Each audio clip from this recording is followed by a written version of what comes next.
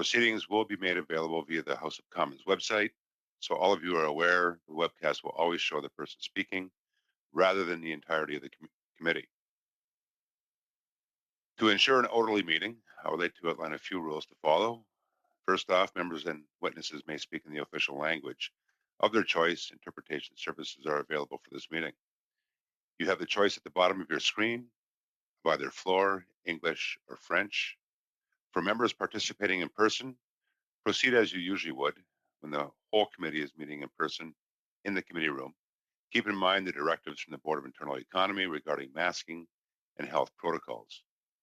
Before speaking, please wait until I recognize you by name. If you are on the video conference, please click on the microphone icon to unmute. Those in the room, your microphone will be controlled as normal by the proceedings and verification officer. A reminder that all comments by members and witnesses should be addressed to the chair. And finally, when you are not speaking, mic should be on mute. With regard to a speaking list, as always, the committee clerk and I will do the very best we can to maintain the order of speaking for all members, whether they're participating virtually or in person.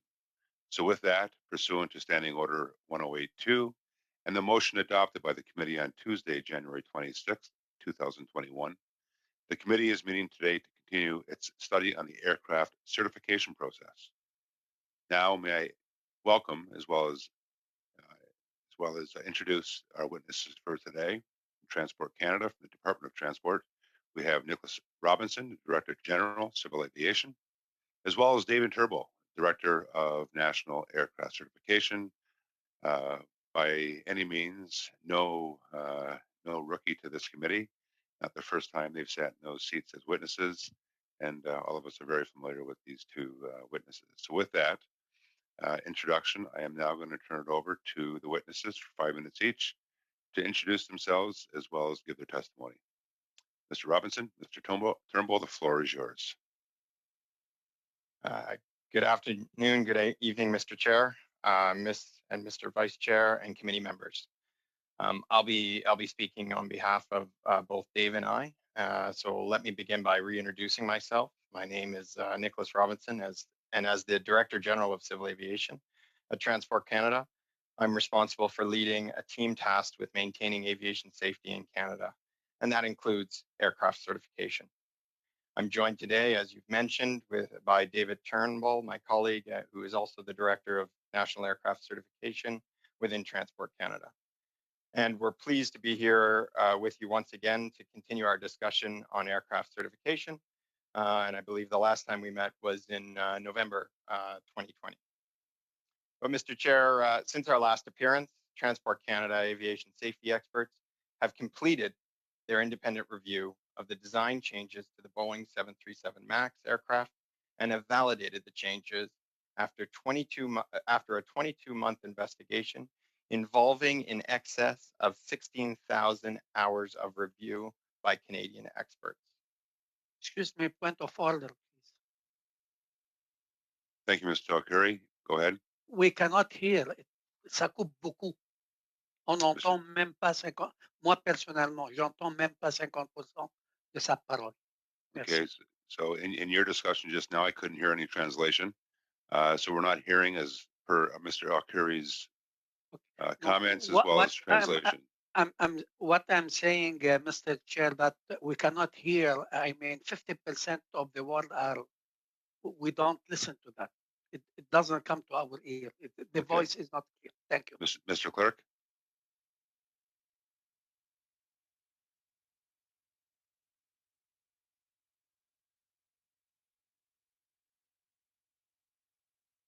Mr. Clerk, can you hear me? Yeah, we can hear you fine. The sound seems to be fine for everyone else. It may be a connectivity issue on his end. We're having our technicians look into it. Just bear with us one moment. Okay, so we'll give you a minute or two. Mr. Talkuri, on your end, do you have it on the right connection under your mute icon? Yes, I am. Yeah, okay. I can hear you clear as day. Can you hear me? Now, yeah. Yeah, okay.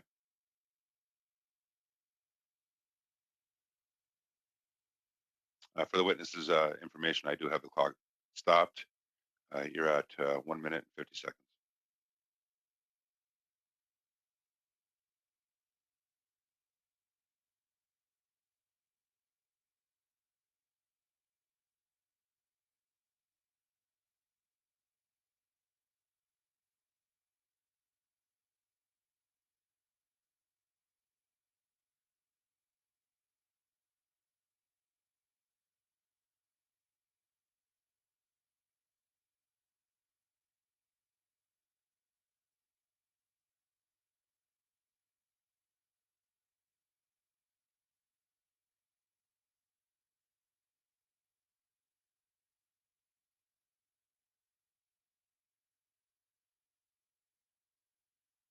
Okay, we're going to get back to it. Mr. Alcuri, hopefully you can hear.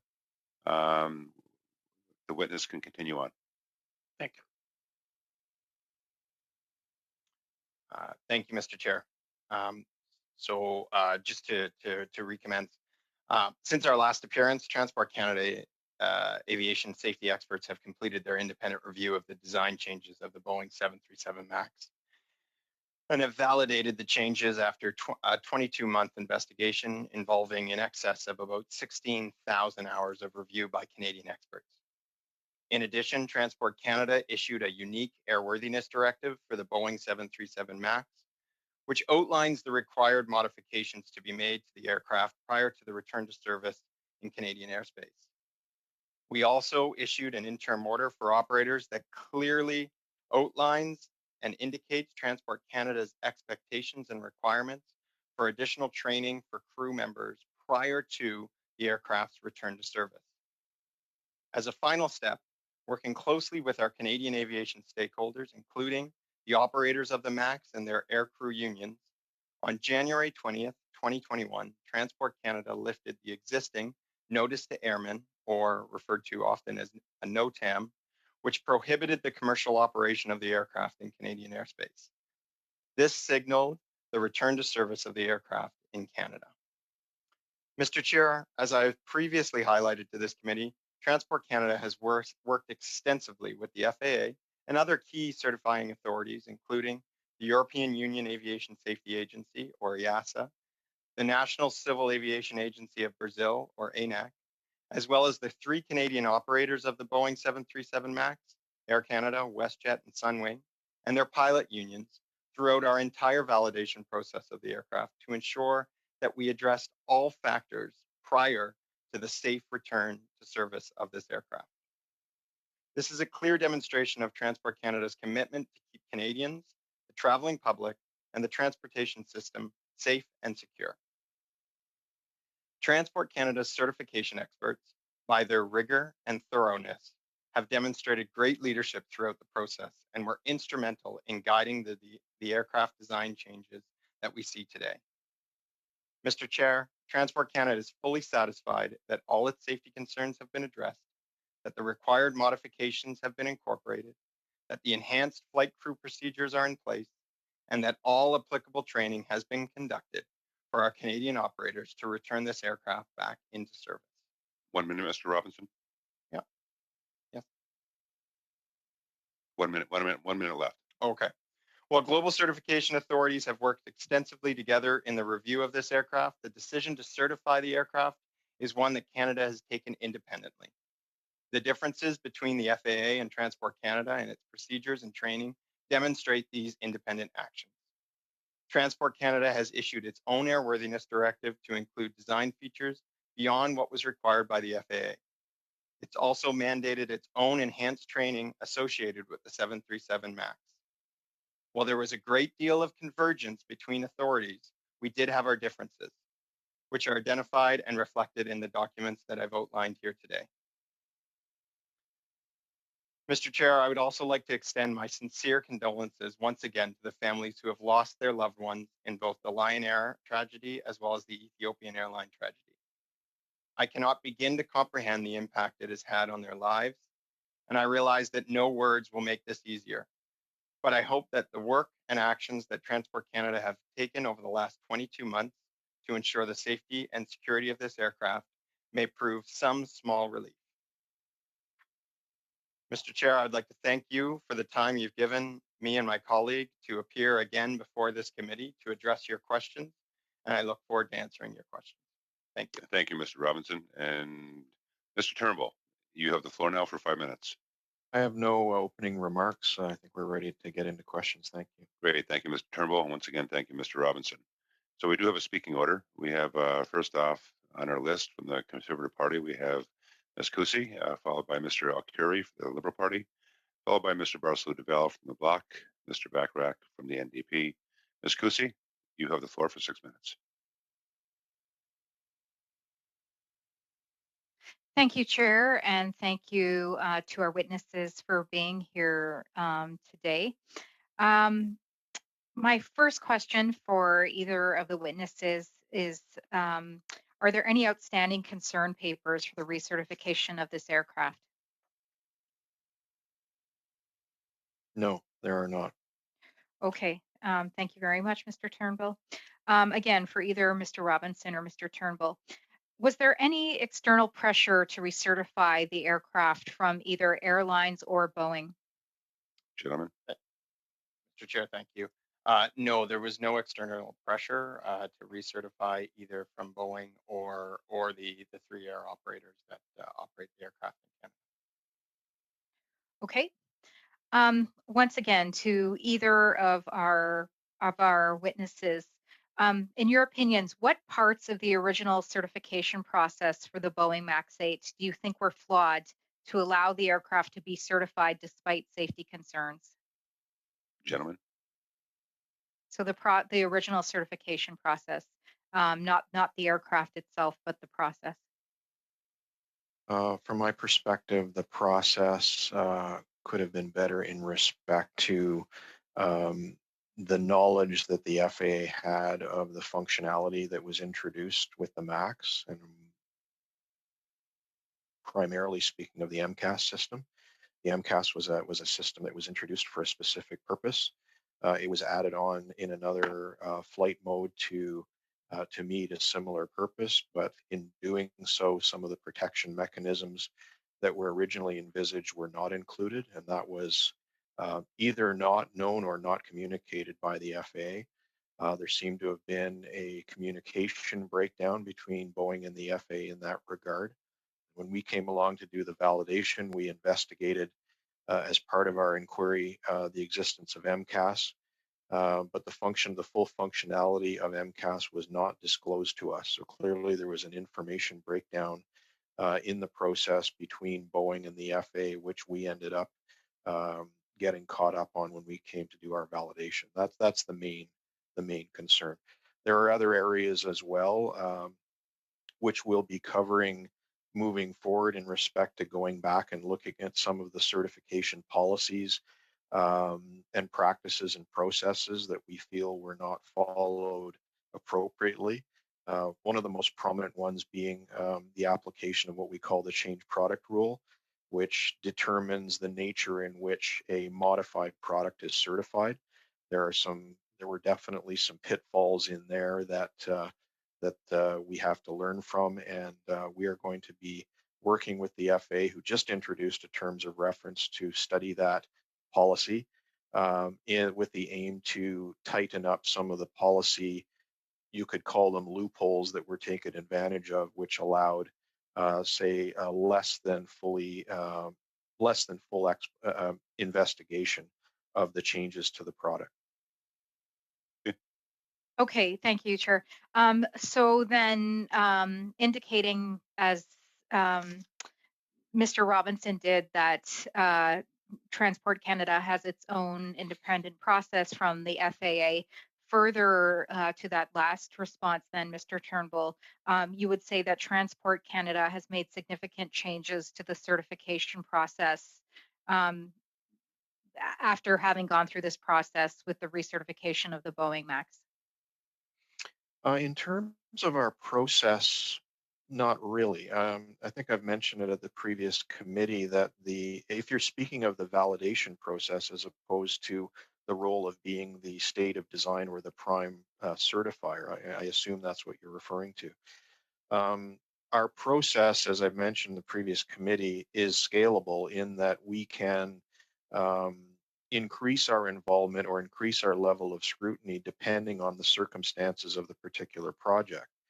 There's no question that our level of review of the 737 MAX since the accidents have been significantly stepped up. Obviously, when we have two tragic accidents and there is a need to investigate, that level of scrutiny has gone up. Moving forward, we've instigated some increased communication protocols with our international partners. One of the silver linings, if you could say, of such a tragic series of events is that we are communicating more frequently and, shall I say, less formally, which we found quite effective. The weekly meetings that we were having throughout the return to service campaign have become, shall I say, a habit, and it's allowed us to communicate, and we will be using it to communicate more informally and more frequently moving forward. So that's a real plus. Not Okay. sure I covered your whole question, but Yeah. So what I'm hearing is that there have not been your approach in terms of reevaluating the certification changed. You feel it's become more communicative, but in the bigger picture, you don't feel that the certification process has changed in general for Transport Canada. not in any structural way. No, Okay. there hasn't been any specific component or aspect of our validation process that needs any significant change. But that said, I mean, clearly, there are going to be other versions or derivatives of the 737 family coming up. We're already aware of those. There's no question that given the events and the history and the lessons learned, we will be spending more resources looking at the next derivative than we normally would have. And that fits into the scalability of our validation project process. Thank you, Mr. Turnbull, and thank you, Ms. Kusi. Thank you, We're not gonna Chair. move- Thank you, witnesses. We're now going to move on to Mr. Alkuri. Mr. Alkuri, you have the floor for 6 minutes. Merci, Monsieur le Président. Thank you, Mr. Chairman. I must say that I don't hear very well, and I just received a text from our technical service stating that there seemed to be a problem in the building with the internet service. My first question, I would like to address it to Mr. Turnbull. Is there a risk that the technology used in the new aircrafts becomes so complex that the regulatory authorities won't be able anymore to reevaluate the situation? If yes, how can we protect ourselves from that? How can we preempt that? Thank you for the question. It's a very good question, but it's not a new question. We've been dealing with this problem for a number of years. Going back 10 to 12 years ago, aircraft manufacturers started to produce aircraft with systems that were much more highly integrated. In other words, instead of having isolated systems doing their own functions, they're all talking to each other through central computers. That's one example of technological advancement. That in itself resulted in a significant initiative to reinvent the way we analyze aircraft system failures from what we call a design assurance perspective. Those those processes or those methodologies have been used in recent certifications and leave me quite confident that that new technologies are indeed causing the way that we analyze aircraft designs to evolve to keep up with that. So I'm not concerned that technology will get away from us. There's no question, however, anything new coming our way is cause for closer investigation and indeed learning on our part in some case from looking at it from the regulatory perspective. But I remain confident that that we are prepared to meet that challenge. Mr. Alkuri. Thank you. Ma deuxième. My second question for Mr. Robinson. What prevents a business like Boeing from hiding problems from the regulatory authorities as it did with this case? For example, new programs that are not revealed to the pilots.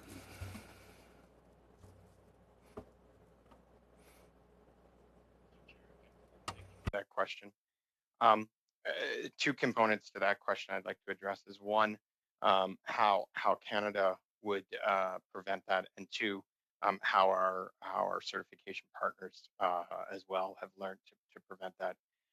First, I'll speak to the Canadian perspective, and I will I can say without doubt that the approach that we take with our Canadian manufacturers is a much more integrated one, where our experts, the experts in the National Aircraft Certification Group, are quite significantly involved in the certification, review, and analysis, even in those components that we may delegate to our manufacturers.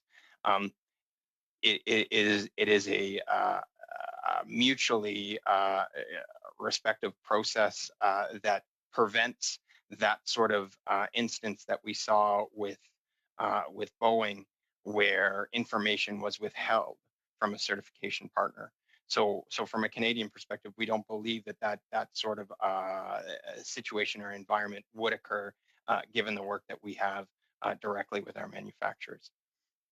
From an international perspective, and the instance where we saw with Boeing, we believe that the reviews and inquiries that have been undertaken within the U.S. and the recommendations that have been put out, which the FAA have committed to implementing, will prevent a similar problem from occurring in the United States again, particularly with regards to Boeing. A secondary mechanism there, a secondary set of assurance is going back to my colleague Dave's comments on what we've learned around how much we engage, the areas that we engage in our validation process. So our validation process will be much more thorough in a number of different areas where we see there may be a chance or an opportunity where the certifying authority might not have the full information of what's being looked at. Kerry? Yes. Ma question. My question for Mr. Robinson, in your opinion, what should the committee take into account when making recommendations at the end of this review? What policy changes or regulatory changes should be prioritized? Mr. Robinson? Thank you, Mr. Chair. I'll go again back to a comment and probably a recognition. What I would ask the committee for consideration is that while we do amongst certification authorities across the world, particularly EASA, ANAC, ourselves and the FAA, work together and collaborate in the certification and validation of aeronautical products, there's also a clear recognition that our systems differ in many ways. And I spoke to that in the previous question. Our engagement with our manufacturers and the way we delegate reviews is different than what the FAA has learned could be problematic, was problematic in the case of the Boeing 737 MAX. So I would ask the committee consider the differences between our own system and that of the FAA. I'd also refer you to the testimony that you had and you heard from our own Canadian manufacturers who are engaged in our certification systems and their approaches. I would consider that testimony being very important because that is a true testimony of how Canada and the National Aircraft Certification Group works with the manufacturers to certify globally recognized safe aeronautical products. Thank you, Mr. Robinson, and thank you, Mr. Alcuri. We're now going to move on to the Bloc Québécois. Mr. Barcelou-Duval. Mr. Barcelou-Duval, you have 6 minutes. Yes. Thank you very much. I hope that I will be able to ask questions on the 737 MAX 8, but something else that is very important for me, and you have probably received last Friday a motion saying that the committee should invite the Minister of Transport to appear for 1 hour on the approval of the sale of Air Transat, and that the meeting occur at the latest 25 February, and that the committee use the second hour of the meeting to invite the competitors to testify. I propose this motion because the minister approved the sale of Air Transat to Air Canada, whereas the Competition Bureau was against this sale, and we believe that the government decision was unjustified, and I think that we could have, there were proposals that would have allowed for the continuance of Air Transat, and I would like some indication of why, despite the advice of the Competition Bureau, the government decided to go ahead with approval of the sale. I think that it is very important that we discuss this in the committee and get the minister here to testify. We do have a motion, and I do apologize to the witnesses. So we're going to have to sort of pivot over to the motion as presented by Mr. Barcelou-Duval. And with that, I will open it up for questions or comments. I have one hand up. Mr. Alkuri, the floor is yours. Thank you. Merci, Monsieur le Président. Merci, thank you, Chairman. I would like to make this proposal for my colleague, Mr. Barcelou-Duval, and I wonder if he would, if he is does not present his motion, I will give him my time at the next meeting of the committee, because we haven't finished our report on COVID, and I think that the Minister of Transport is extremely busy, and if we do it this way, then Mr. Barcelou-Duval will have all the time he wants to discuss this issue. Barcelou-Duval, you have a response to that? Oui, Monsieur le Président. Yes, I would like to thank Mr. Alkuri for his generous offer, which is very appreciated.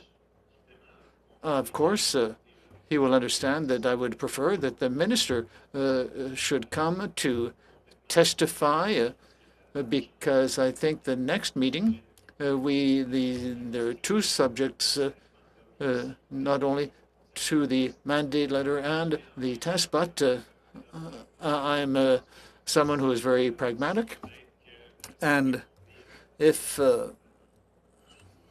this is a solution that would suit everyone, I would suggest replacing the Minister of Transport with Mr. Pierre Pelado, who was the one who made this counter offer. And this would mean that the minister would not have to appear, but we would nevertheless be able to discuss the situation.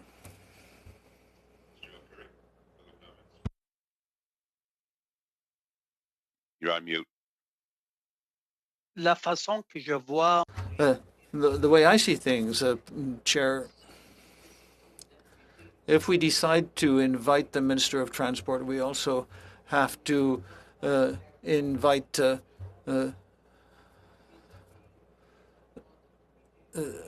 others. I don't see what relevance that would have, since the minister will not be here to answer the questions from Mr. Barcelou-Duval, but Mr. Pelado will.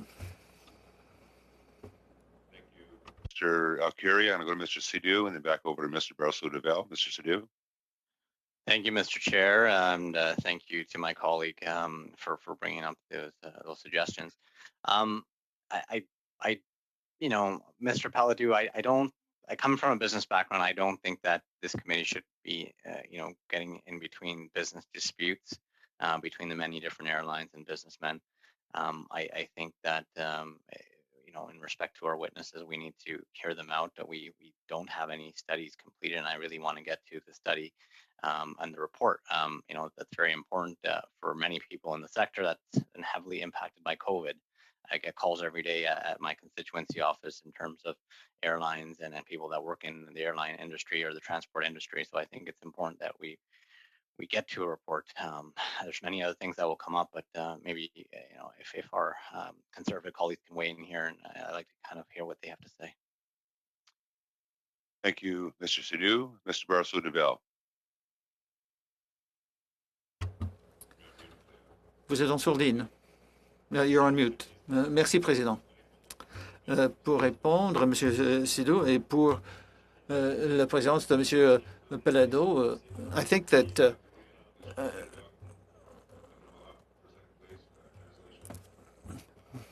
English, we're getting into French. English is on.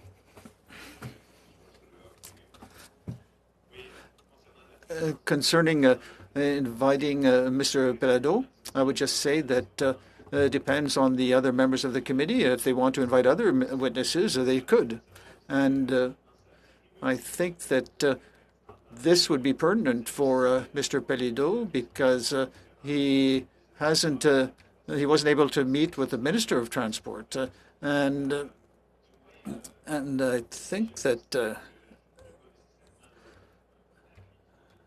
since I don't really think that the government members are going to support me, I think it might be preferable to proceed to possibly vote and then on the subject. But I think it's a very important point, and the negotiations amongst companies, I think it's much more than that, and I think that seems to be a fairly political decision, and there are a lot of meetings where we might have questions about the motives of the minister, and I think that with the support of Mr. El-Khoury, that we could replace the minister with Mr. Pelado to allow a discussion of this situation. Duval, and yes, we will proceed to a vote once everyone has had a chance to speak on the motion. So with that, we'll move to Mr. Bachrach. Mr. Bachrach, the floor is yours. Thank you, Mr. Chair, and committee members will have read the letter that I and my colleagues submitted for your consideration. We have strong concerns about the way in which the minister took his decision on the Air Transat sale, especially in light of the what we've heard from the competition commissioner. And so we very much support the idea of inviting the minister to appear before a committee to answer our questions. As for the proposal to add Mr. Pelado, we have no opposition to that. I would certainly be willing to entertain that idea.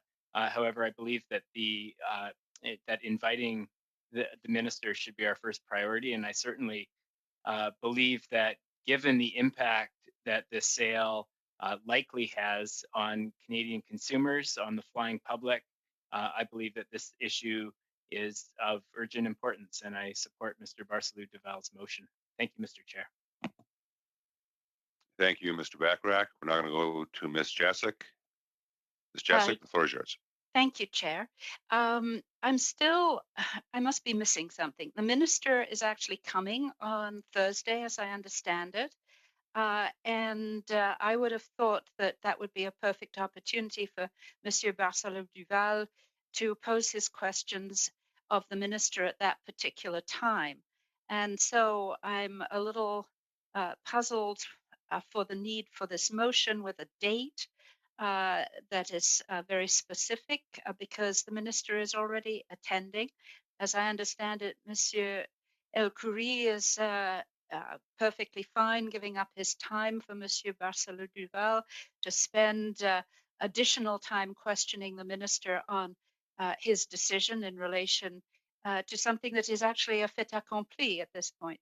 So I just personally just don't quite understand why we need this this motion, Chair. Thank you, Ms. Jacek. I now have Ms. Cusi. Ms. Cusi, you have the floor. Thank you. Yeah, certainly we are concerned about competition. And of course, as conservatives, we always believe in the free market. But we are particularly moved today by the advance news that it looks as though the European Union will not be moving to approve this transaction.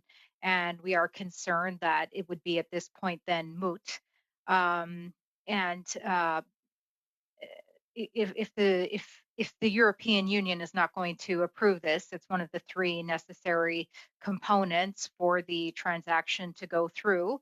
And if it is, as we have heard, that they are not going to approve it, then it would seem to us that this is not a good use of time to um, spend time on something which appears inevitably will not occur. So we would not be supporting this motion at this time. Thank you, Chair. Thank you, Ms. Kusi. Any further comments or questions? With none, we'll go to a vote. Mr. Clerk, the floor is yours.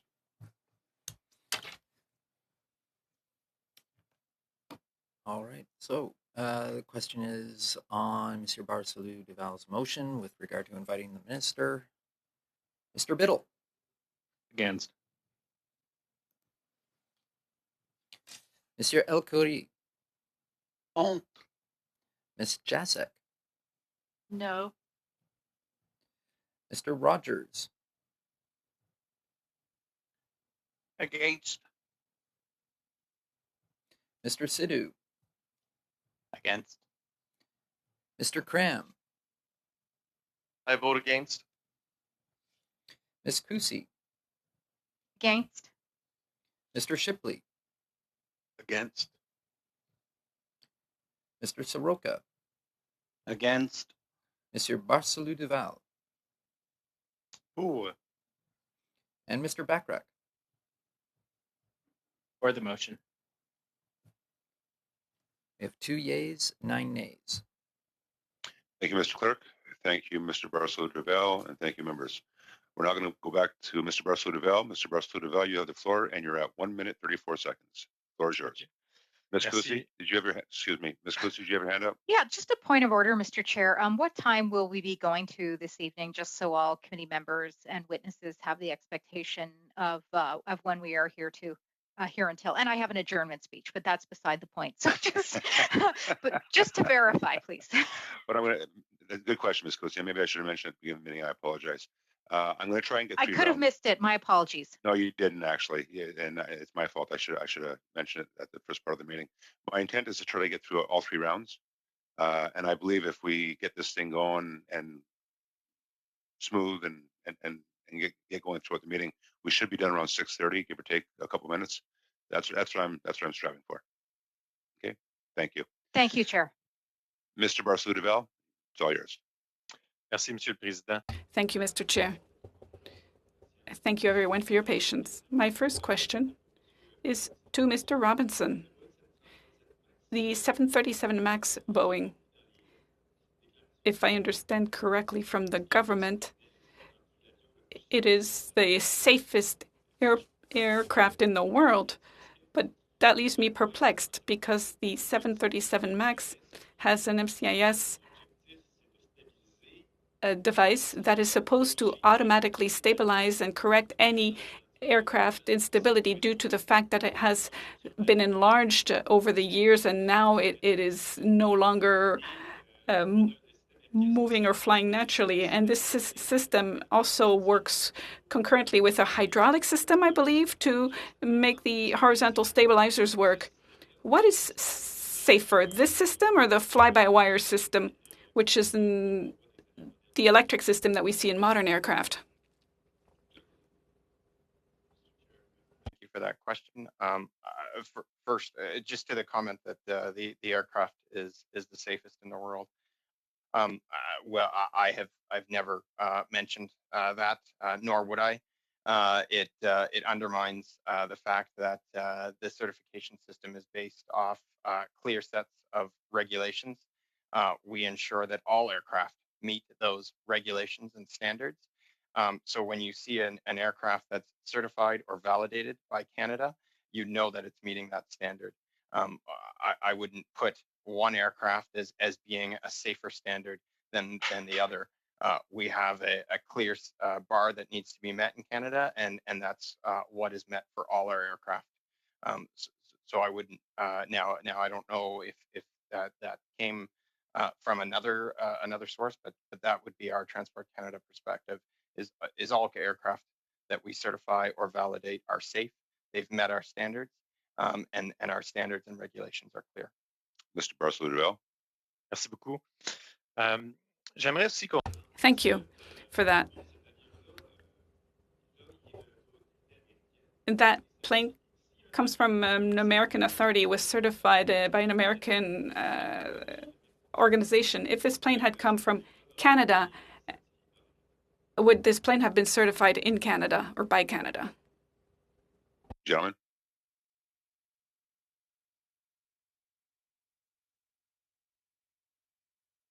Thank you. Thank you, Mr. Chair.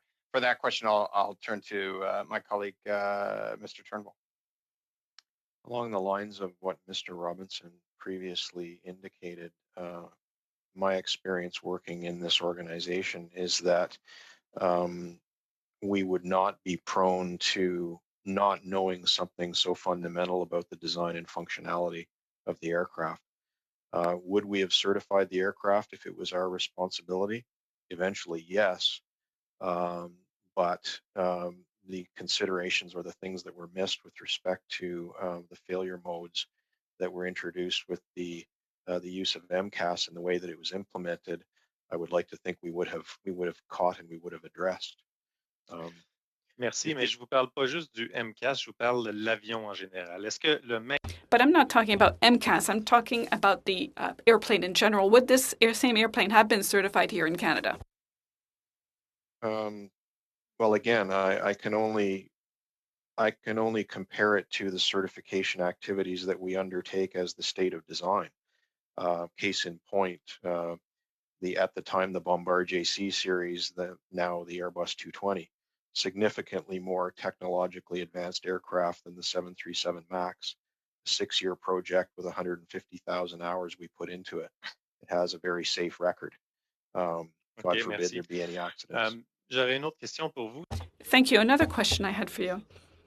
I have learned that there is an airplane, the Bombardier's Challenger 300, which was certified in 2003 or 15 years ago, and it can revert to manual in case of hydraulic loss, just like the 737 MAX. And this aircraft was the subject of a concern paper. So I'm wondering if back in 2003 we already had a concern paper about this kind of system, why is it that in 2020 and 21 such an airplane still flies? Answer, please. I'm not familiar with a specific concern paper you're referring to, but the Challenger is not a fly-by-wire aircraft. So when you say revert to hydraulic, I'm not sure exactly what you're referring to. C'est à ça que je fais référence, au fait que cet avion-là n'est pas. That is what I'm referring to. It is not a fly-by-wire, and it was the subject of an issue paper. Gentlemen, thank you. Thank you, Mr. Barcelona. We're now going to move on to Mr. Bachrach. Mr. Bachrach, you have the floor for 6 minutes. Thank you, Mr. Chair, and thank you to both of our witnesses for being with us today to answer our questions. My first question relates to the MCAS system. I was reading an article, a column in the Globe and Mail last month by Brian Barsky, the engineering professor from the University of California, Berkeley. And he writes, and this I found quite troubling. He writes, quote, the 737 MAX 8 has ill-positioned engines situated too far forward on the wings, a design that causes unstable flight.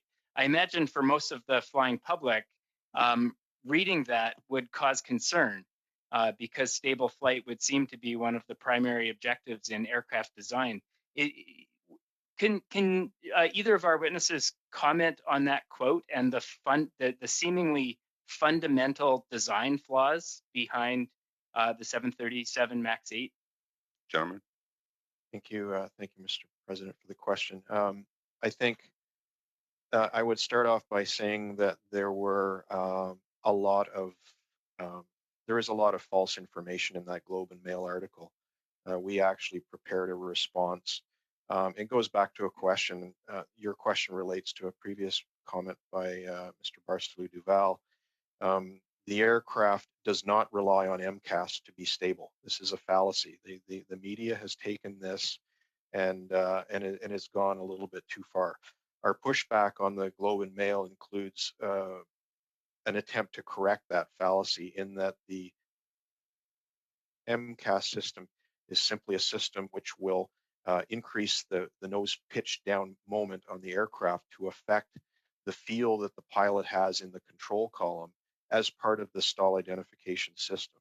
The aircraft has been thoroughly tested with the speed trim system, which includes the MCAS system, completely inoperative, and the flight characteristics have been found to be totally acceptable. This is not an inherently unstable aircraft. Anything that you're reading out there that says that MCAS is there to prevent an aircraft from stalling or that it otherwise is saving the day on a quote unstable aircraft is simply untrue. Mr. Bachrach? Yeah, thank you, Mr. Chair. It seems like there are a number of independent experts, and we've certainly heard from some at committee that have asserted precisely that. So I suppose we get into a situation of, he said. According to reporting in the Globe and Mail, Transport Canada chose to disregard a senior Transport Canada engineering manager's recommendation that the MCAS system be removed entirely. Is this true? And if so, why was this and what considerations went into that decision? Thank you, Mr. Chair. I'll speak to this because actually the Globe and Mail article mentioned that senior person was me. So I can speak to this directly. In fact, when our expert came to us with the idea of what about MCAS out of the aircraft, the first thing Dave and I did was really start to explore the issue. What a great idea. What an idea that we want all of our experts to bring forward to us when we look at a validation or a certification issue. We want them to take an issue that's in front of them and explore it to the fullest. And that's why, to a previous question that I was received, was there any influence with regards to this validation process? There wasn't. Our experts were given full range to review the concerns that we clearly outlined to the FAA back in April of 2019, and bring to Dave the changes that they would require that they thought was absolutely necessary in order for Canada to be comfortable and for me to make remarks to this committee, Mr. Chair, to say that we are fully satisfied that all our safety issues are addressed. So there again, back to my colleague's question, was another assertion in the Globe and Mail that was absolutely false. Okay, thank you, Mr. Robinson. You required several physical changes to the MAX 8 above and beyond the FAA's requirements, and that's certainly commendable. My question is why you stopped short of requiring a third angle of attack sensor. I understand that this is something that was recommended by several independent experts. It's something that's used in the Airbus A320neo. What were the factors that went into that decision not to require a third sensor? And were there concerns expressed by Boeing related to that possible change? Thank you for the question. Yes, the notion of a third sensor did come up. However, it is not per se the regulator's role to impose the design solution on the applicant. This is how the certification process works. The applicant will propose a design solution, and it's the regulator's job to ascertain whether that solution meets the standards. Design changes were implemented on the 737 MAX that were found to meet the safety standards and to mitigate the specific concerns that were discovered out in the post-accident investigation without the addition of a third source. You are correct, other aircraft do indeed have three sources, but that is not the only way that the system can be designed. We have evaluated the aircraft with the existing number of sensors and the improvements that were made, and we found them acceptable. Thank you, Mr. Turnbull. Thank you. Thank you, Mr. Turnbull, and thank you, Mr. Backrack. Well done. Thank you, Mr. Chair. We're now going to move on to our second round. We're going to start off with Mr. Soroka from the Conservatives for 5 minutes, followed by Mr. Sadu from the Liberals for 5 minutes, followed by Mr. Barcelou-Develle for 2.5 minutes, and Mr. Backrack for 2.5 minutes.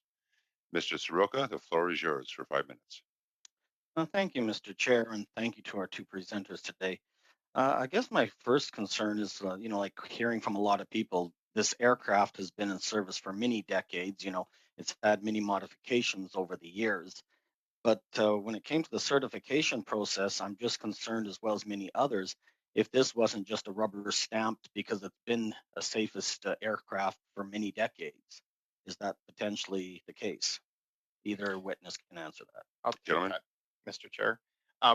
No, it wasn't a rubber stamp. And I'll refer back to one of the key issues of what has found us here today, and that was the company Boeing withholding information from the FAA to the full extent of the MCAS system. Our validation approach that we took was similar to the validation approach we took on many aircraft that we reviewed from other certification authorities. In this case, we had a manufacturer that didn't fully articulate to the certifying authority, the FAA, the full extent of MCAS. Mr. Soroka. Okay, now we did talk a little bit about the changes that were made on the aircraft, but could you explain some of the changes that were made before recertification to make this plane safe?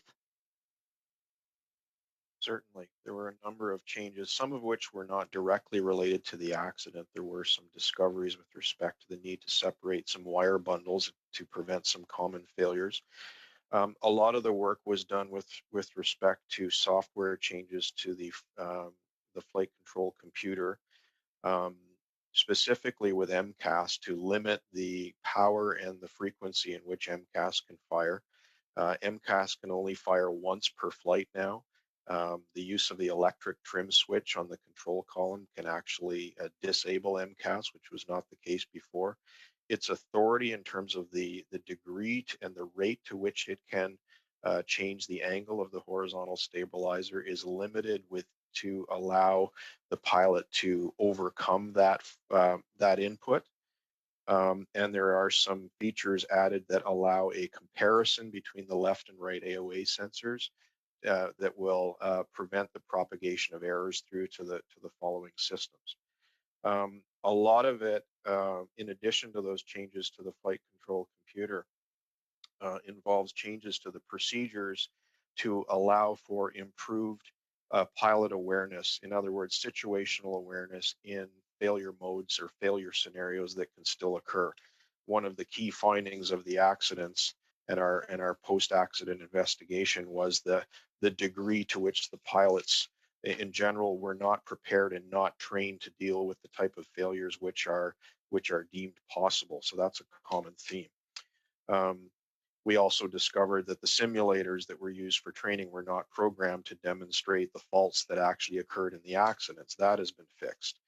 And then, of course, Transport Canada went above and beyond and recognized that the erroneous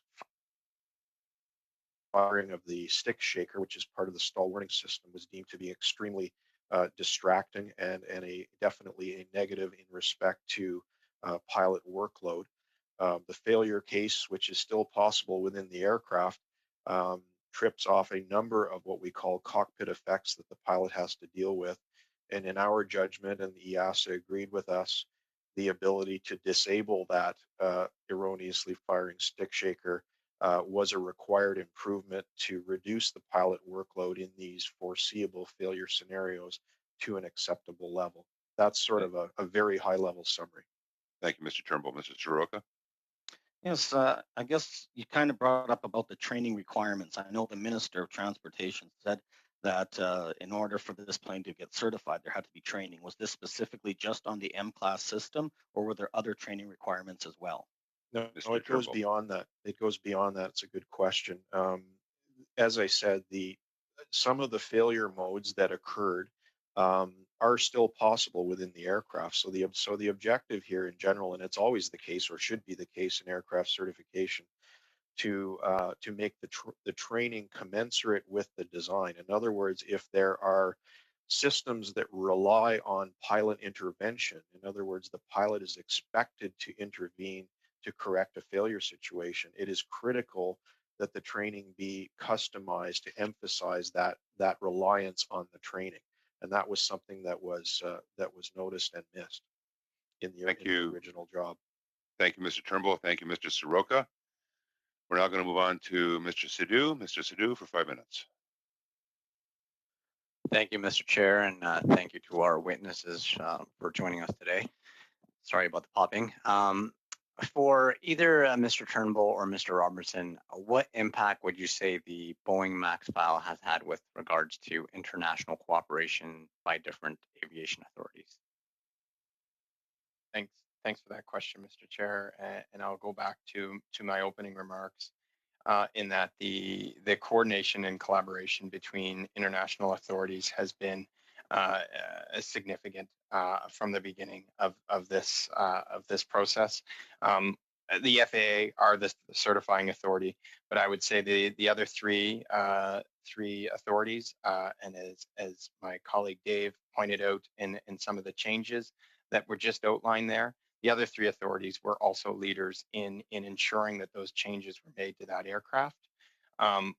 The four authorities together continuously meet and met to discuss this aircraft and discuss the review of the aircraft, to exchange ideas of the aircraft. They met within the group of four, but also bilaterally and trilaterally at times. And now that we are committed to looking at the reviews, particularly I would say the Joint Authorities Technical Review that we participated on, as well as other certification authorities participated on, we're committed to working with the United States in making sure that those recommendations are implemented in a consistent and a manner that's has harmony across the four authorities. Mr. Sidhu. Thank you for that. And Mr. Turnbull, you had mentioned earlier that there are many differences between our own system and that of the FAA. Can you please elaborate more on this? Certainly. Thank you for the question. I wouldn't express that there are many differences. We each have a delegation system, and at their very root, or the reason for their existence, they are similar. The key really comes down to, in my view, is the degree of oversight that is carried out by the authority. We both delegate responsibilities, but in our system, and in the FAA, as it should be, the fact that you have a delegated authority does not preclude or alleviate the responsibility of the regulator to understand the design. And that's key to this issue. There were clearly, in the case of the 737 MAX, issues about the aircraft design that were not known and that were not understood by the FAA. So that's the fundamental starting point of where this happened. As I've explained previously to an earlier question, I think our system and our delegation system has traditionally evolved to a point where we consider a certification project as a partnership with our delegated applicants. We work hand in hand with them, and we work on this together. The decision at the end, the individual decision of delegates to make the individual determination of compliance to all the standards that the aircraft must meet, is truly given and done by them. But that decision is not made without our full knowledge and concurrence right to the end of the project. So the possibility of there being something unknown or not understood in our system, and to a great degree with many of the certifications that come from the FAA, are of that nature. Something happened with respect to the dynamic between Boeing and the FAA in that particular instance. We all know the story. It's not the way it's supposed to work. Mr. Sidhu. Thank you for that, Mr. Turnbull. Mr. Turnbull or Mr. Robinson, what other countries have given approval for the Boeing MAX to fly again? If you can provide some insight to What I can speak specifically to is the four certifying partners,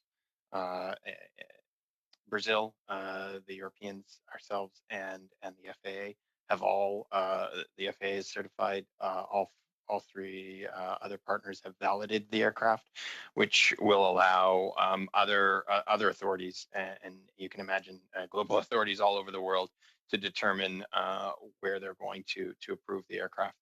I'll also note that this aircraft was relatively new.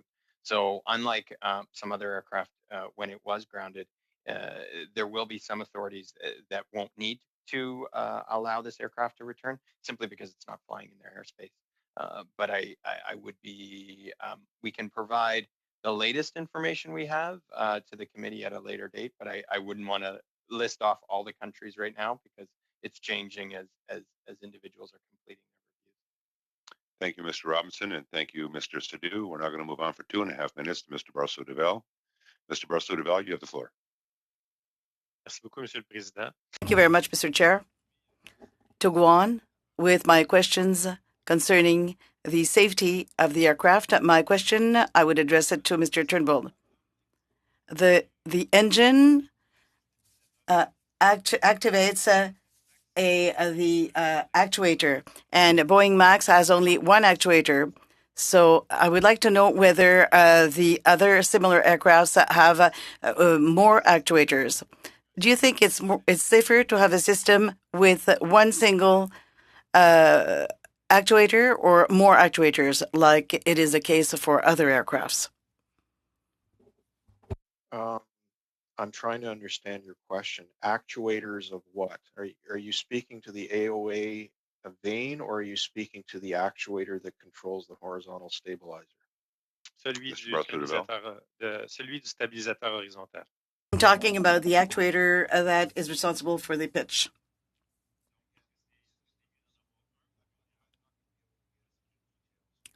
Aircraft have different numbers of actuators. Some of my specialists that report to me would know that. All I can say is that the compliance to the standards includes an analysis of all the failure modes, and it includes a thorough look at the redundancy that certain systems have. Aircraft systems can be designed with different layers of redundancy, and it's dependent on the probability of failures that determines whether they meet the requirements.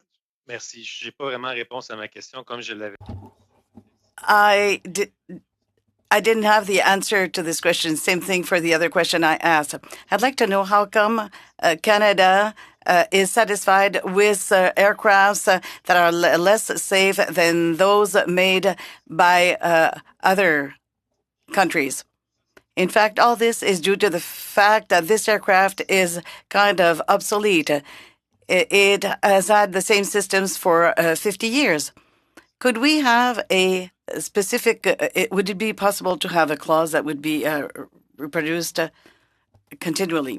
I think with respect, Mr. Barceau-Duval, I don't believe your assertions are quite accurate. The 737 MAX, yes, is a derivative model with a lot of history, but it has yet again been shown to meet the design, the safety standards. There are many aircraft out there flying right now which are perfect, which have a perfectly safe record, which were certified 30, 40, 50 years ago.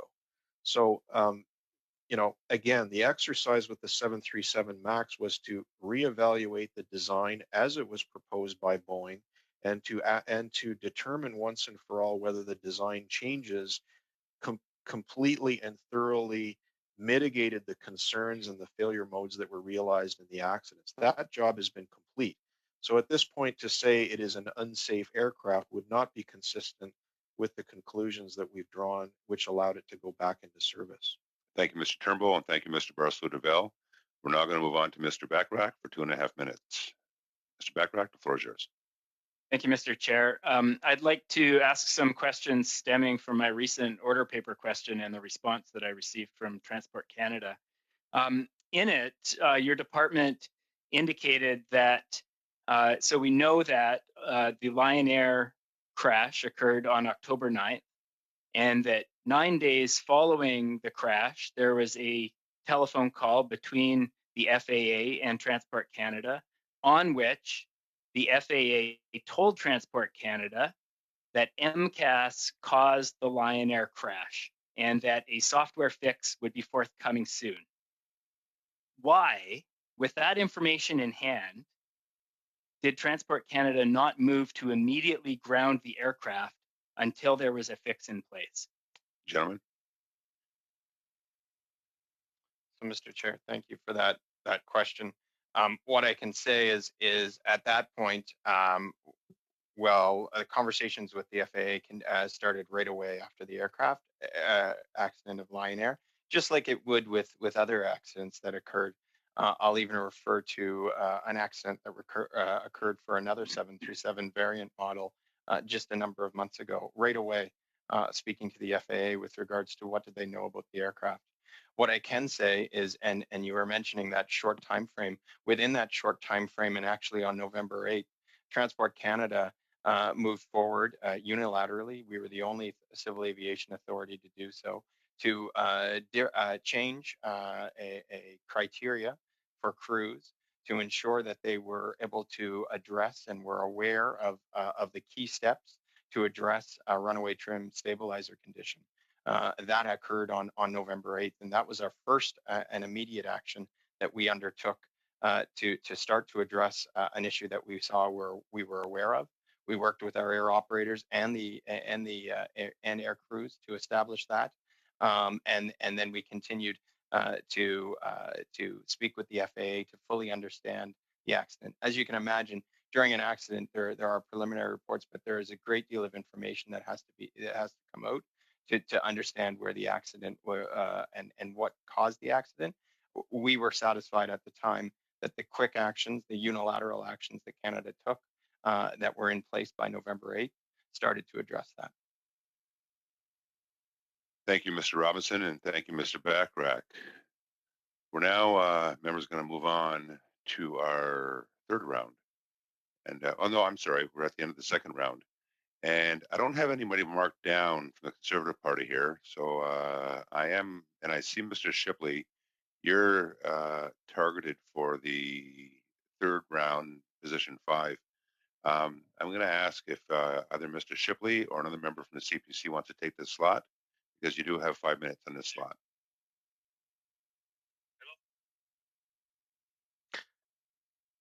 Sorry, Mr. Chair, you caught me a little bit there. I knew. I apologize. I should have given you a heads up before.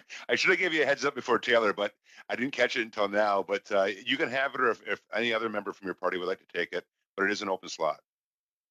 Okay, well, maybe we can just bump ours up as we go. I think who was next on our rotation? Was it Mr. Cram? I believe. Let me just check here. It was Mr. Cram, correct. The only reason why I threw it at you, Doug, was because I thought, just in case we didn't get to you, because time is running out. So, and you're the last one on the list, and Cram's the first one for the third round. So it's up to you guys. Well, and when you said 3 rounds, quite frankly, Chair, I was 4, so I didn't have a lot prepared right now. But I'm sure Mr. Cram's a lot more prepared than me. You really caught me today. Okay, no problem. Michael, did you want to take it? Yes, I will, Mr. Chair. Thank you very much. It's all yours. You got the floor for 5 minutes. Okay, well, welcome back to the committee, Mr. Robinson and Mr. Turnbull. I realize that you've had certainly a lot of work over the last 2 years, and I was very glad to hear that there are no outstanding concern papers left on the MAX 8. But in the past, there were outstanding concern papers, in particular with respect to the MCAS system. So can the witnesses describe for the committee what changes were made to the MCAS system while the plane was grounded that led to the MCAS concern paper being resolved? Gentlemen? Okay, I'd just like to maybe redirect the question a little bit. The concern paper that was referred to and discussed at previous committees was not specifically related to MCAS. It was our investigation of the stall characteristics of the airplane to determine the basic dependency of the aircraft on systems such as MCAS, but other aspects that comprise the stall identification system to determine whether the aircraft had inherent natural stall characteristics. In other words, does the aircraft require systems to intervene to protect it from stalls? At the end of that exchange, we concluded, thankfully so, that the aircraft does not. So yes, that issue paper was open, and it was eventually closed with the result that we had expected, to confirm that MCAS was not required to maintain a stable aircraft. Mr. Graham? Okay, so then I guess in a more broader sense, could you walk us through what changes were made to the MCAS system that led it from being unsafe to being safe? Okay, I believe I covered that in one of my previous answers. I'll just re-summarize it again. The ability for MCAS to fire has been protected. There's more inputs required than were in existence in the previous design. The system is only allowed to fire once per flight, where in the accident in situations it was firing repeatedly. The authority that the MCAS has to drive the nose down has been scaled back, such that even if it did malfunction, it is now within the pilot's full ability to recover and overcome those aerodynamic forces. And there are comparative features or cross checks between the two AOA sensors. If they're out by a certain difference between the two of them, it will kill the input and prevent the MCAS from firing. And finally, the ability for the electric trim switch on the control column, if applied by the pilot, will immediately engage the MCAS, which in the previous situation it did not. Mr. Graham? Okay, very good. Mr. Robinson, you described in your opening statement that there would be new flight crew training for the MAX 8. Can you share with the committee what new training is now in place? Mr. Robinson? Absolutely. Thank you, Mr. Chair. So one of the key things, and it was a discussion by my colleague David that mentioned one of the unique changes that we had was the ability for crew to pull a circuit breaker to help alleviate some of the workload issues that are found within a cockpit. Well, if we had that procedure as an option to flight crew, we have to train against it. We have to make sure that the crew are ready, they understand, and they know how to move forward to address that circuit breaker pull. That's one of the crew procedures that we've put in place. There were also some negative training elements that we found, and negative training meaning that what it did was it prevented individuals in other failure scenarios from taking and using the systems that were available to them. So what we did was we looked at the curriculum and removed particularly a negative training element with regards to the trim switch. Those are key procedural changes that we've made that were unique to Canada's approval. Mr. Graham? Okay, and could the witnesses walk the committee through, in lay terms, how the certification process will be different for the next aircraft that applies to Transport Canada? Gentlemen?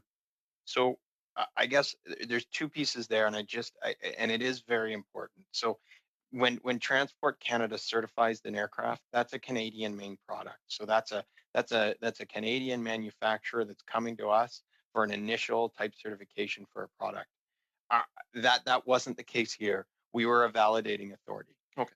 From a certification component, we believe, and we've explained in a few of the responses that we've had, we believe our certification approach in Canada is very, very sound. We have a very, very strong oversight and relationship with our manufacturers, and I don't believe that certification approach is called into question here. From a validating authority perspective, that's what we were in with the Boeing 737 MAX. We've explained what's happened here is there was a withholding of information with regards to the full impact of a particular system on an aircraft. What we did in this validation approach that we're speaking about now, that concluded back in December of this year, is to my colleague's point, Dave.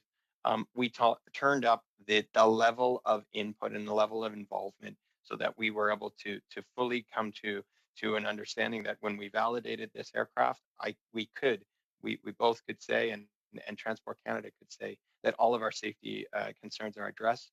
we worked with the FAA and other aviation authorities to ensure that the systems that were previously mischaracterized, withheld, not explained fully, were done so in this time. Thank you, Mr. Robinson. Thank you, Mr. Cram. We're now going to move on to Mr. Rogers or the Liberal Party for 5 minutes. Mr. Rogers, the floor is yours. Thank you, Mr. Chair. Welcome to our guests and Mr. Turnbull, I guess, or Mr. Robinson, whoever, doesn't matter. Just a couple of comments, first of all. Thank you for being with us today, and certainly thank you for the important work that you do on behalf of all of us that fly and the challenging work that you do on a regular basis. But I'm often left wondering when I read the reports and read the information surrounding this MAX aircraft, how can a minister or a committee like this one provide meaningful oversight on issues that are so technical in nature?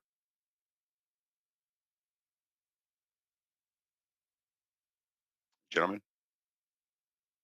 Yes, thanks, Mr. Chair, and I do truly appreciate that question. I think we first have to look at the authorities that were provided with regards to aircraft certification, and it goes back to a previous question of how do we manage as a certifying authority to ensure that we are up to date and able to certify, review, and examine continuously evolving, continuously more complex aircraft.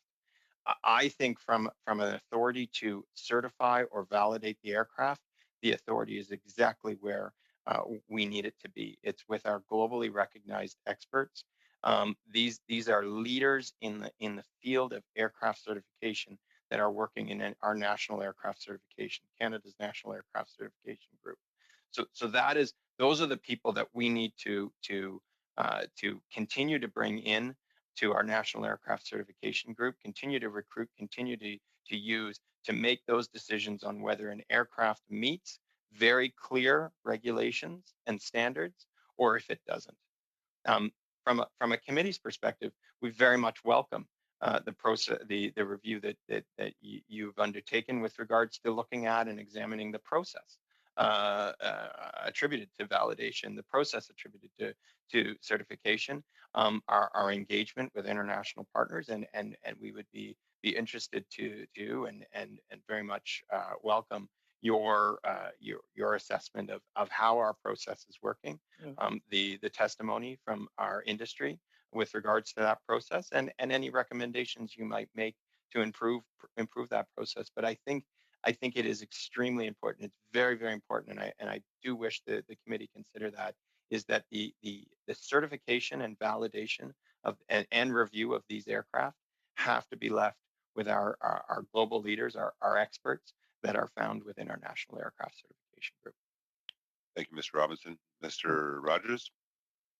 Yeah, Mr. Chair. So given that those statements, would you, I guess one final question would be for me is, would you feel quite comfortable now flying on this particular aircraft in the future?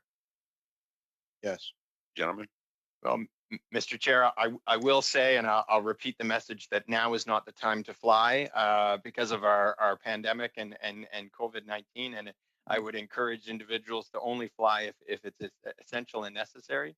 But as soon as it is the time to fly, I can't wait to get on a 737 or another aircraft that our National Aircraft Certification team has approved and go somewhere warm. Thank you, Mr. Robinson. Mr. Rogers, you have about a minute and a half left. Yeah.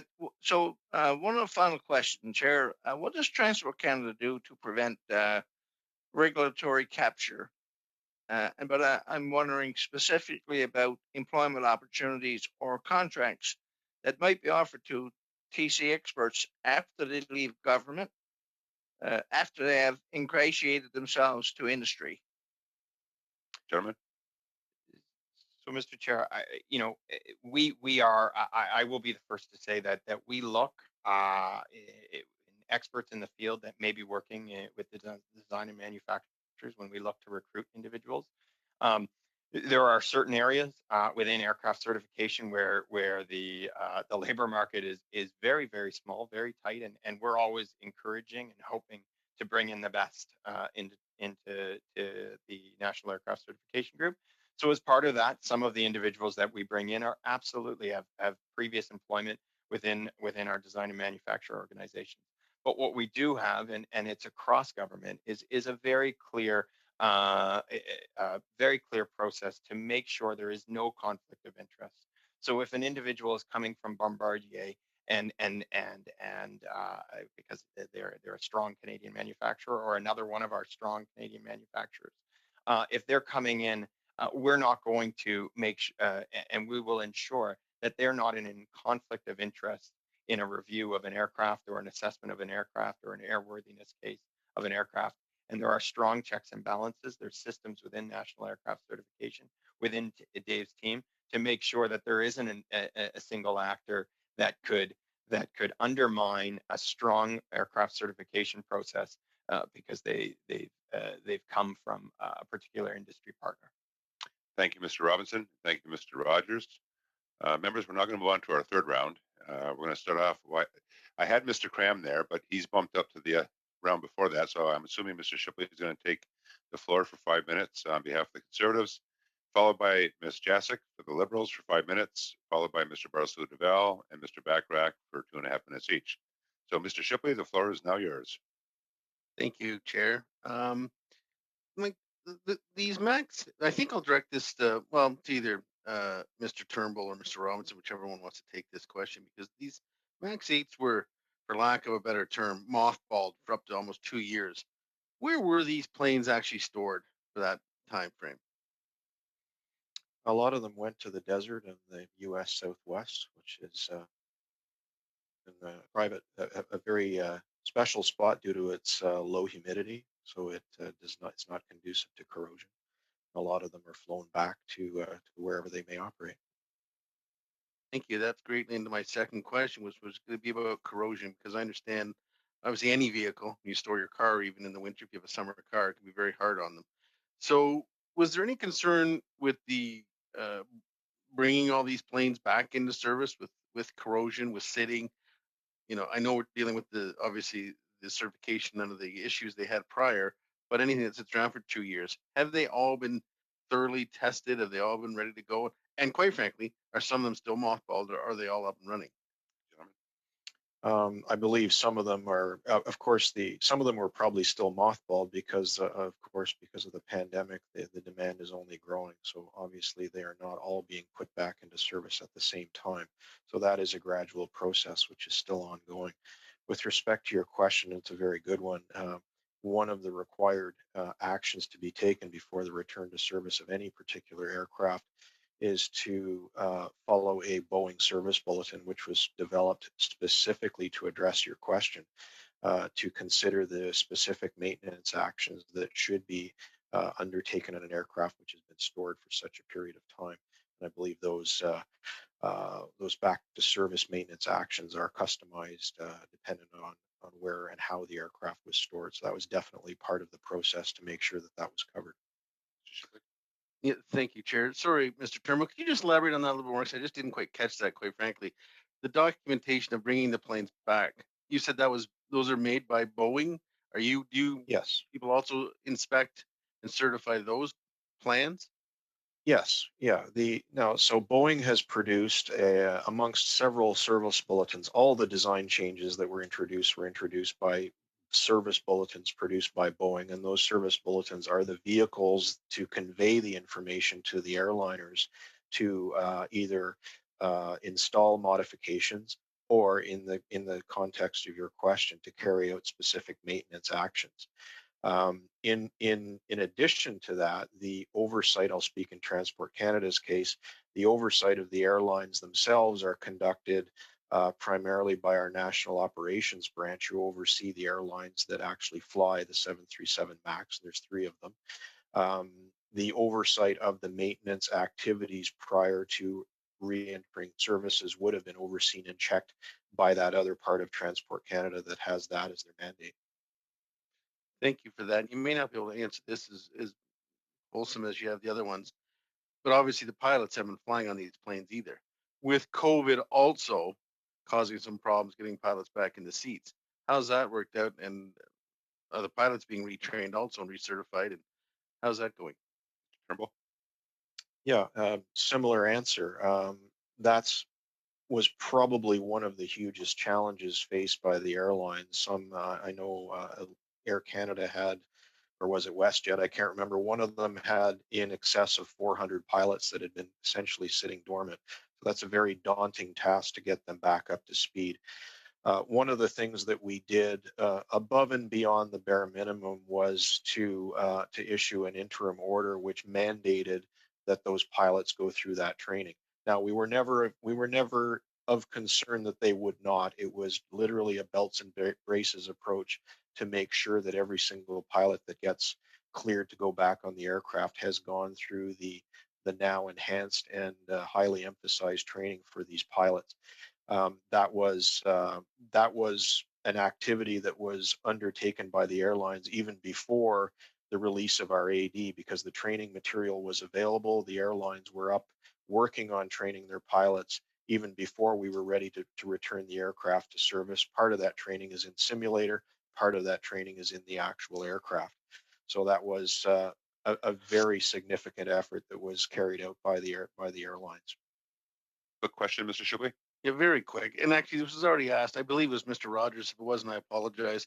But I had it written down here, and I have to ask. I'm not a nervous flyer. Obviously, I'm not doing any flying right now, but I do like to take many vacations with my families. And through being on this study, next time I get on a 737 MAX, it's obviously going to be in the back of my mind. How can it not be? And I was going to ask Mr. Robinson and Mr. Turnbull, even though it's both been answered, any hesitations ever getting on a plane, 737 MAX, with your families and flying? Not during the pandemic. Gentlemen? Not for me. None for me. And that's good to hear. So thank you. I'll keep that in mind next time I'm getting on one after the pandemic, Chair. Thank you, Mr. Shipley, and thank you, Mr. Robinson and Mr. Turnbull. We're now going to move on to Ms. Jessic. Ms. Jessic, you have the floor for 5 minutes. Well, thank you, Chair, and thank you to our witnesses. I think all that we've heard this evening is really very reassuring in terms of the steps that have been taken in relation to, of course, the tragic accidents with the Boeing MAX 8.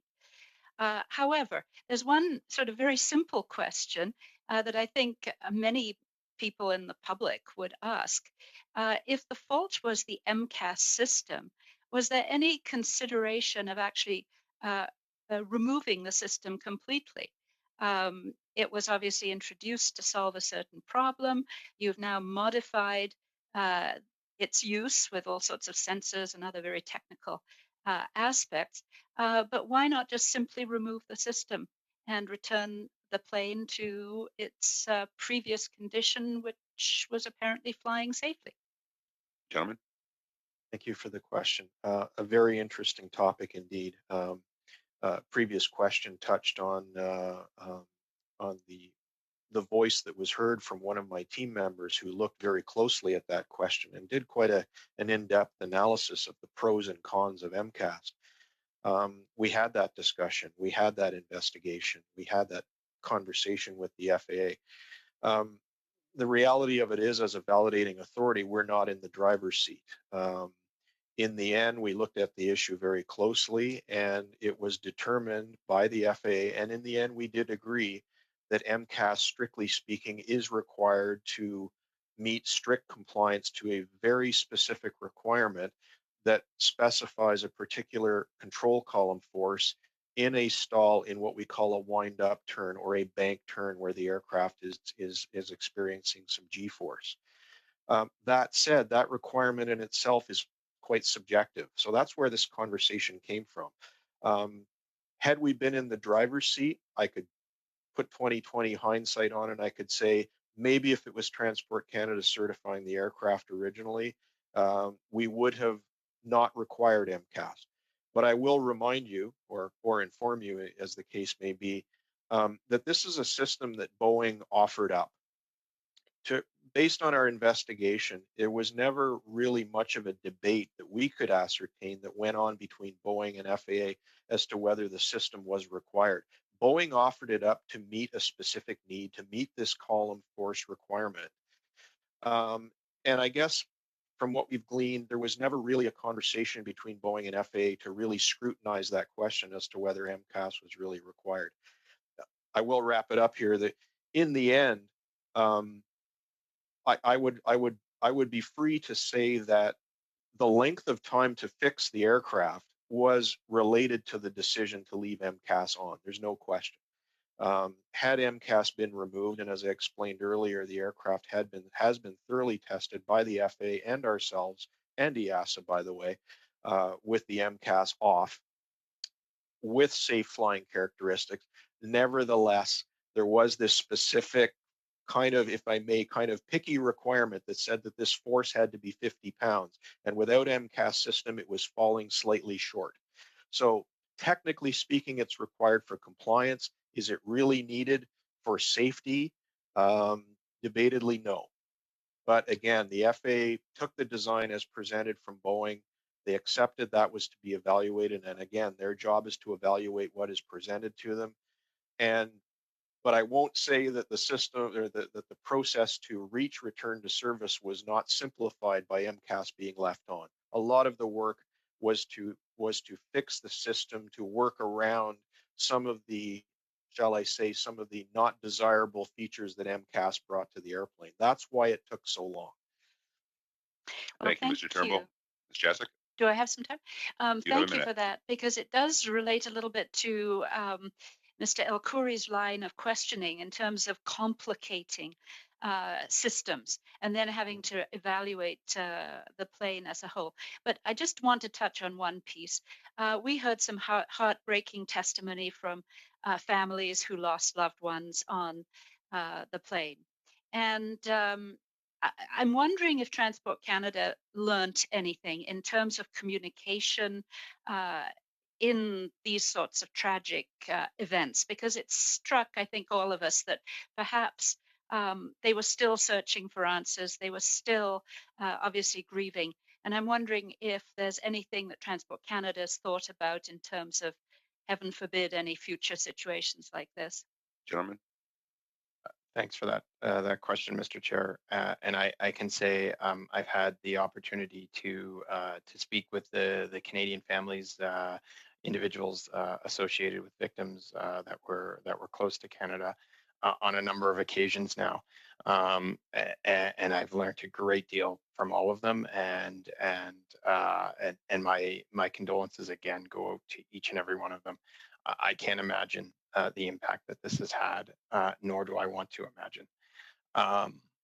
We've learned a great deal in the fact that when this first occurred, we treated it as an aviation safety issue that we needed to get to the bottom of. So our National Aircraft Certification Group and our aviation safety experts wanted to get it to the bottom. We clearly outlined to the FAA our expectations, where we were not going to go, where we wanted to go. We started working with our aviation partners, and we wanted to address this issue. What we missed was the personal impact, the human impact that these accidents had. And that's what we will learn and we will do better on in the future. And I hope, I do hope that it was even seen, and I take the point that was made, Mr. Chair, is I hope we don't have to act again in this sort of way.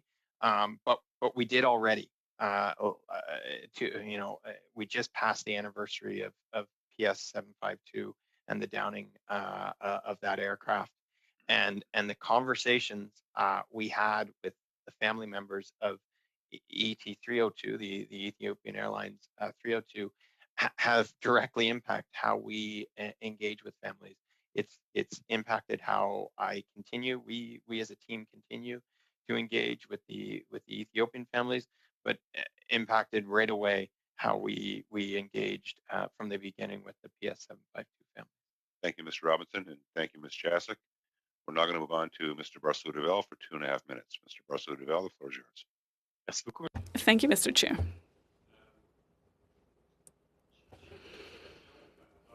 I do have one concern about the age of this craft. For example, I have a computer that has a processor that I bought in 1995, but to make it work in 2021, it's barely going to work. And it's certainly not going to be particularly efficient or fast. Whereas a plane also has this kind of computer on board, and these computers are not changed because you don't want to have to recertify. But in the meantime, these airplanes do have other changes made to them. Originally, the MAX had 115 passengers. Now they can take 200 passengers. The plane is 10 meters longer and twice as heavy. That's quite the change.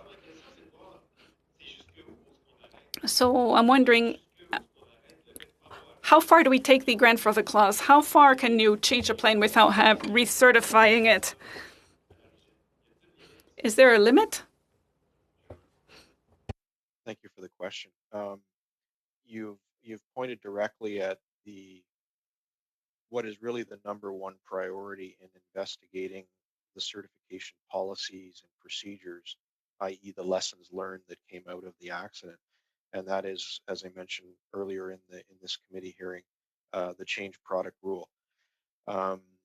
That set of regulations, generally known as the change product rule, define a process whereby a change product is evaluated and it is determined whether the aircraft in its changed form should step up to the latest design standards, or whether certain aspects of the aircraft or certain systems or certain features on the aircraft are allowed to, as you refer to it, grandfathered or recomply with the existing standards. That is clearly an area. Je vous inviterai, moi je pense I would ask you to review your automatic recertification processes and with regards to the grandfather clause. But I do have one last question, actually a request. Could you file this concern paper with the committee? So concern paper I-8 from 2003, that would be very appreciated, because this could possibly address the Challenger issue. And if you would like to complete your answer, please go ahead.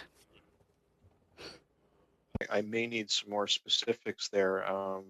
In the course of certifying domestically, in this case a Bombardier aircraft, we may have as many as 20, 30, or 40 issue papers on any certification. I'm not particularly current on the one you're referring to. Donc, il s'agit du AARD 5010-A646.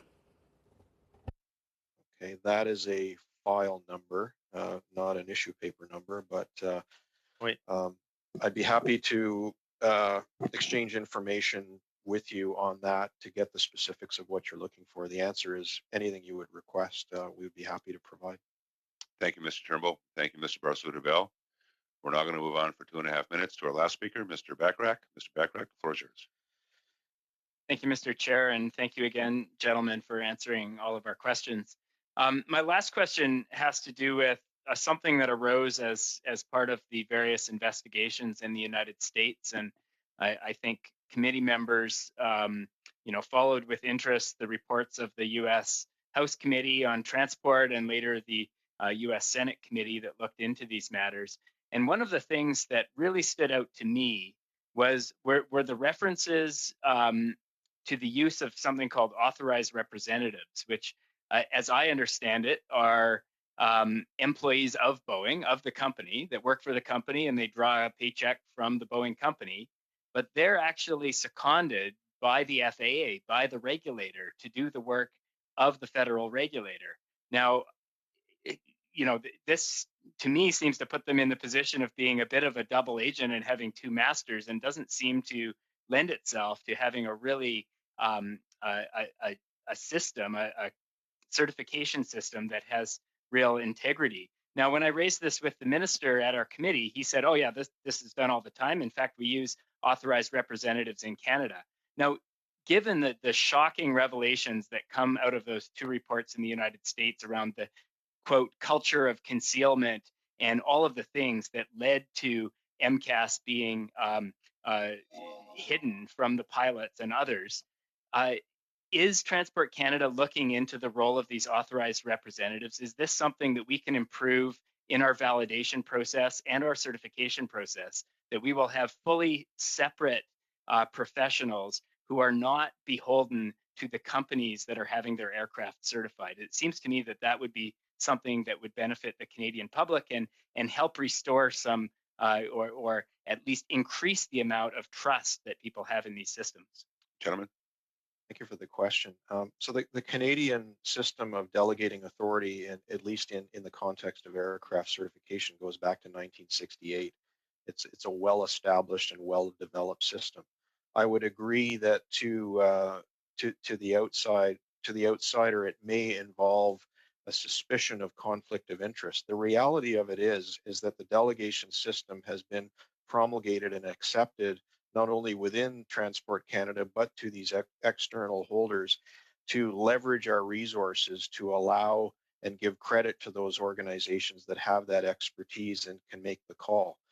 The key to the whole process and the key to it working and where we can really, as it were, shut the door on any concerns of conflict of interest is our oversight of those delegates in doing that work. That is the key.